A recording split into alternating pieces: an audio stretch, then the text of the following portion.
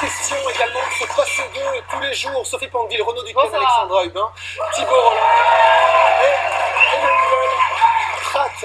Et quelqu'un à qui il ne faut pas demander de se passer de ces animaux, c'est lui, Mike. On a fait sa connaissance hier et son truc à lui, Mike, ce sont les serpents, les caméléons, les mygales, de drôles de petites bébêtes. Pour de quoi je me mêle, il a accepté que Mika, qui a horreur de ces bestioles, le suive durant quelques jours dans son univers animalier très particulier. Aujourd'hui, direction le vétérinaire, ça va causer législation. Ça a l'air simple comme ça, la législation. Mais c'est pas simple du tout, on en reparle juste après. Pour ce deuxième jour, Mike a décidé d'emmener Mika chez son vétérinaire. Ce docteur spécialiste des reptiles est souvent consulté dans le cadre de l'élaboration des lois. Notre passionné espère ainsi prouver à Mika que tout ça, c'est du sérieux. Bonjour David. Bonjour Mike. Comment tu vas? Ça va bien, ça va? Je te présente Mika. Mika David. Bonjour, enchanté. Donc David, c'est un de mes meilleurs amis, c'est le maître en termes de soins pour tout ce qui est NAC, donc reptiles et voire d'autres animaux. Je tenais vraiment à ce qu'il te rencontre pour qu'on puisse parler de la législation. Ah oui. Parce qu'il se pose pas mal de questions et en même temps je t'ai ramené quelques animaux pour faire des petits check-up. Et apparemment, il y a quand même beaucoup de détenteurs de ce genre de reptiles à la maison. Moi, je suis persuadé que c'est pas quelque chose d'encadré et honnêtement, je trouve ça un peu dangereux. Bon, on va passer en salle de consultation. On y va. Pour débuter, David commence par ausculter son premier petit patient, un caméléon. Une espèce jugée inoffensive. Cet animal-là, par exemple, est-ce qu'on a le droit de l'avoir en Belgique? On peut en avoir jusque 9 sans autorisation particulière. Et à partir du 10e, il faut juste faire une déclaration à la commune pour dire bah voilà, j'ai des caméléons chez moi. Et... Donc moi, aujourd'hui, qui n'y connais rien, je peux aujourd'hui acheter une bestiole comme ça pour mettre chez moi. Et j'y connais rien. La chose qui me tilte, c'est de se dire que forcément, si moi j'ai acquis un caméléon aujourd'hui, je ne sais pas comment m'en occuper. Aïe, ce premier échange n'aura pas eu pour effet de rassurer Mika, pour qui une formation semble obligatoire. Un avis partagé par le spécialiste. C'est très délicat quand même comme animal, il faut bien s'y connaître. Idéalement même, il faudrait suivre une formation. On voit beaucoup de catastrophes quand même.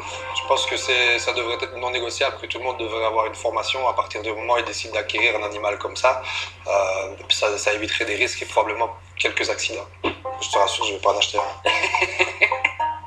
Au moins, c'est dit. En avant pour le deuxième patient, un rien plus impressionnant, le fameux boa constrictor. Un animal qui bénéficie lui aussi d'une législation particulière. Donc tu vois ici, tu vas faire une espèce qui est classée en permis d'environnement de classe 2. Donc il faut une autorisation. Voilà, je comprends. Une autorisation. Le permis d'environnement, qu'est-ce que c'est? C'est un dossier qu'on va retirer au service urbanisme de la commune, dans laquelle on va devoir fournir des plans des installations, répondre à différentes informations. Comme c'est un peu plus contraignant en termes de place, etc., il y a une législation adaptée pour ce genre d'espèce. Je pense qu'il est normal qu'il faille un permis pour un boa constrictor, parce que c'est quand même des animaux qui sont vachement imposants et logiquement ça peut faire du dégât et ça doit certainement demander beaucoup de soins. C'est quand même bizarre comme animal. Malgré ses réticences, Mika a ouvert les yeux sur un sujet dont il ignorait tout. De quoi donner le sourire à Mike, même si c'est loin d'être gagné. Je suis heureux quand même de savoir, moi en tant que lambda, de savoir qu'il y a un encadrement par rapport à tout ça et qu'il y a une législation qui existe. C'est rassurant, mais personnellement j'ai encore quelques phobies par rapport à ça. Est-ce que tu te sens capable de le prendre un petit peu pour le remettre dans son box? Avec ton aide. Allez. Je pense que sa peur, elle s'atténue. Il commence à découvrir vraiment et il est beaucoup moins stressé, beaucoup plus à l'aise. Voilà, je vous accompagne. Merci.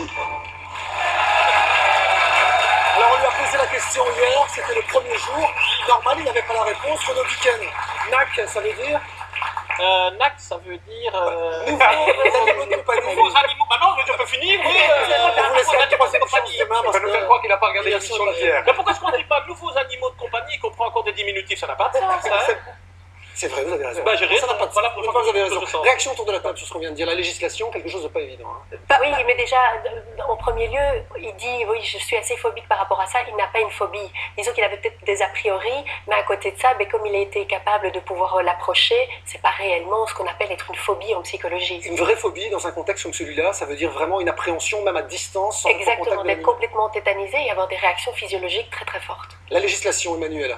Elle est complexe et en même temps, elle est quand même relativement simple, même si elle peut être améliorée. Alors, soit, il n'y a aucune formalité, donc là, c'est assez simple, les lapins, les cobayes, soit une déclaration environnementale à la commune, ça vaut pour certains oiseaux ou certains poissons, soit, à ce moment-là, vous devez vraiment demander un permis. Là, ça prend du temps et aussi, ça coûte de l'argent, plus ou moins 125 €, je pense qu'il faut payer à la région wallonne, et 50 € par commune. Et ça vaut pour les animaux qui sont relativement dangereux, les migales, mais aussi pour les animaux farfelus.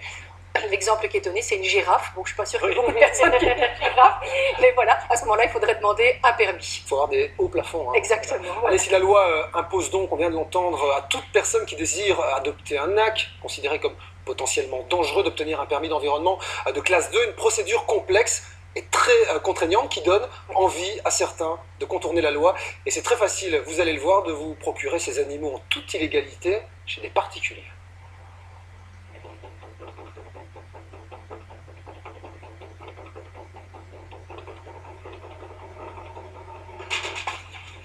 Au niveau des permis et tout ça, comment je fais moi? Franchement, je sais pas. Normalement, si tu déclares, tu dois avoir un espèce de permis, machin, etc. Je peux pas l'avoir. Non, t'es pas obligé. Et quoi, je dois vraiment pas le déclarer à personne. Quoi. Je peux le garder chez moi sans problème parce que je crois que c'est un coût aussi, ce truc. C'est pas tellement cher, mais c'est long, quoi. Tu vois, tu remplis beaucoup de papiers, etc. Mais la plupart des gens qui en ont, ils déclarent pas. Parce que mes voisins, faut pas trop, tu vois, ils ont des enfants. On parle pas trop, je suis pas obligé d'en parler, quoi. Non, bah, tant que tu sais, moi, j'en avais avant au parc ici, moi, le propriétaire ici, je le sais pas non plus, tu vois, tant que ça reste. En privé, quoi.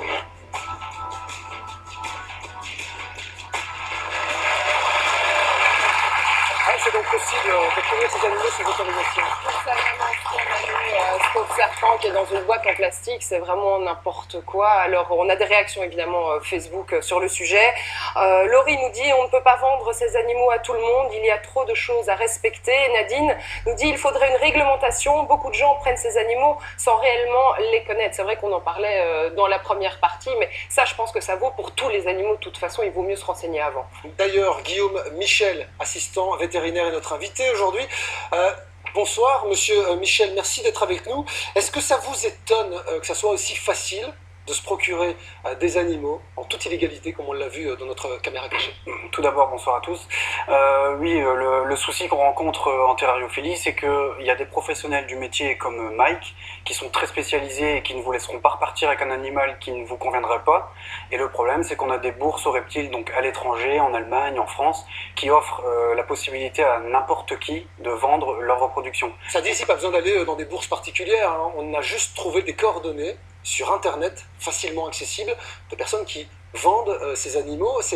Vous n'êtes pas étonné quand vous voyez ça? C'est quelque chose de connu dans le milieu des NAC? Oui, mais c'est connu au même titre qu'un éleveur de chats ou de chiens va avoir une reproduction et va vendre ses animaux. Donc moi, jusque-là, il n'y a rien qui m'interpelle. Maintenant, ici, c'est un cas... dire la personne qui a vendu ce serpent est pour moi le cas représentatif d'un kéké pour moi, puisqu'il aurait dû expliquer à la personne qu'il lui fallait un permis, mais c'est pas pour autant qu'il lui a vendu un animal dangereux et que c'est un monstre sanguinaire. Qu'est-ce qu'on risque quand on vend en toute illégalité ces animaux ou qu'on les achète? On risque des gros problèmes avec le tribunal parce qu'il faut un permis d'environnement de classe 2 à partir du moment où on veut vendre des animaux. Donc la vente est réservée aux professionnels. Et quand on parle de problème, Emmanuel Pratt... À la solution. À la solution, mais là vous allez surtout nous dire ce qu'on risque... Oui, surtout pour l'acheteur, s'il ne demande pas un permis, il peut avoir... C'est souvent par dénonciation qu'on trouve ces acheteurs qui ont en général vraiment une grande quantité d'animaux chez eux et ça peut quand même aller jusqu'à 3 ans de prison et 30 000 € en l'absence de permis. Et attention, si ce sont des animaux totalement illégaux, là l'addition peut monter à 100 000 €. Monsieur Michel, cette loi qui demande et qui nécessite un permis d'environnement de classe 2, on l'a dit, pour posséder ces animaux, est-ce que vous la trouvez adéquate? Oui, moi je trouve qu'elle est adéquate. Cela dit, il faudrait juste encore la modifier un petit peu, puisqu'elle a été modifiée il y a quelques temps. Avant, c'était très fastidieux, donc à partir de n'importe quel reptile, il fallait un permis d'environnement de classe 2. Là, maintenant, c'est modifié, mais il faut encore la modifier puisqu'il y a des erreurs, dont des familles de gros lézards qu'ils ont oubliées.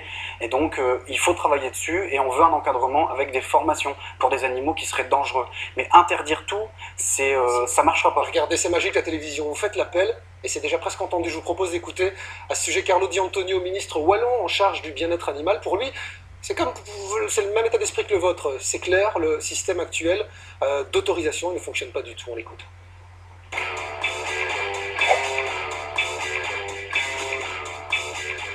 Je trouve d'abord qu'en matière de bien-être animal, il ne faut pas pouvoir détenir n'importe quoi. En ce qui concerne les nouveaux animaux de compagnie, l'idée c'est d'établir une liste positive, donc une liste des animaux qu'il est raisonnable, je dirais, de pouvoir détenir dans un appartement en Belgique. Et alors il y a l'autre aspect qui est l'aspect sécurité. Ce que je veux mettre en place, c'est aussi une information directe entre le vendeur, directe et obligatoire entre le vendeur et les administrations communales. La manière dont on va organiser les choses, c'est que tous les animaux qui seraient détenus illégalement après passage d'une nouvelle loi feront l'objet de mesures transitoires. Ça veut dire qu'on ne va pas les saisir, on ne va pas non plus les détruire, et donc il faudra convenir avec les propriétaires de la manière dont on gère cette sortie progressive et le fait d'aller vers cette interdiction.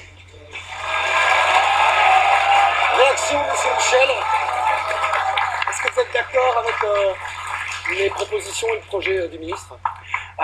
Il y a du bon et du moins bon. Ah, ça c'est comme Ça s'appelle la politique en fait. Ouais, voilà, c'est ça. Moi je pense il est sur le bon chemin. Je l'ai rencontré le mois dernier, d'ailleurs j'attends toujours qu'il me rappelle, puisqu'on doit faire partie du conseil scientifique.